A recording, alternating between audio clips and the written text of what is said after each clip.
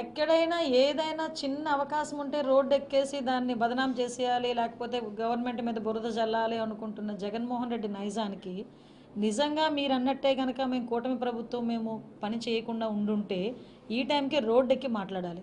ఈ టైంకి జగన్మోహన్ రెడ్డి అన్న వ్యక్తి ఏ విషయాల్లో రోడ్డు ఎక్కుతున్నాడో మీరు చూశారు కదా. ఎక్కడైనా చనిపోతే రోడ్డు ఎక్కుతాడు, ఎవరైనా ఏదైనా ఎక్కడైనా శవం ఉంటే రోడ్డు ఎక్కుతారు. మరి ఈ రోజు వరకు మీరు అలా అనుకుంటే ఎందుకు పబ్లిక్లోకి వచ్చి మాట్లాడలేకపోతున్నారు? ఈరోజు మేము చిత్తశుద్ధితో ఉన్నాం. గవర్నమెంట్కి సంబంధించి ఏ ఇంప్లిమెంటేషన్స్ చేయాలో అవన్నీ కూడా ఈరోజు మెగా డిఎస్సికి ఎన్ని అవరోధాలు ఉన్నాయండి.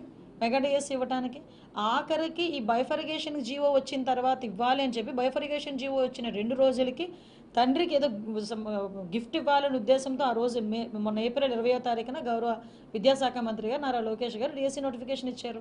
నిజంగా వీళ్ళు ఎన్నట్టే మాట్లాడుకుంటే లాస్ట్ 5 సంవత్సరాలు ఒక్క డిఎస్సి నోటిఫికేషన్ ఇచ్చారు.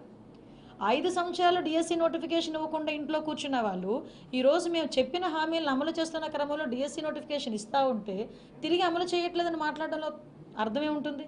ఈ రోజు వరకు నేను చాలా గర్వంగా చెప్పగలను, నాకులాగే మా అందరి నియోజకవర్గాల్లో ఒక బ్రిడ్జ్, నా కాన్స్టిట్యున్సీలో ఒక బ్రిడ్జ్ ఆగిపోయింది. ఆ పందూరు పేర్లతో సైతం చెప్తా. నేను ఇప్పుడు ఎంతవరకు అయితే మేము కట్టాము అంతవరకు ఆగిపోయింది. ఈ 5 సంవత్సరాలు అలాగే ఉంది.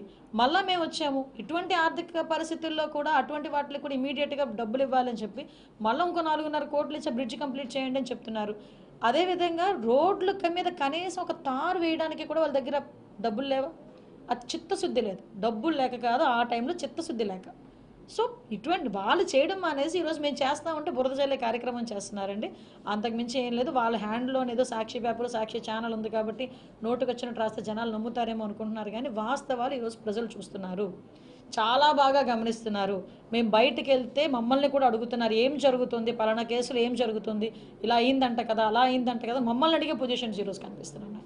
కాబట్టి గవర్నమెంట్ చిత్తశుద్ధితో ఉంది, న్యాయపరంగా పనిచేస్తుంది, అన్ని విషయాలన్నీ కూడా పారదర్శకంగా పనిచేస్తూ ఉంది. మళ్ళీ చెప్తున్నా, తప్పు చేసినాడు ఎవడైనా కూడా శిక్ష పడాల్సిందే, శిక్ష పడి తీరుతుంది.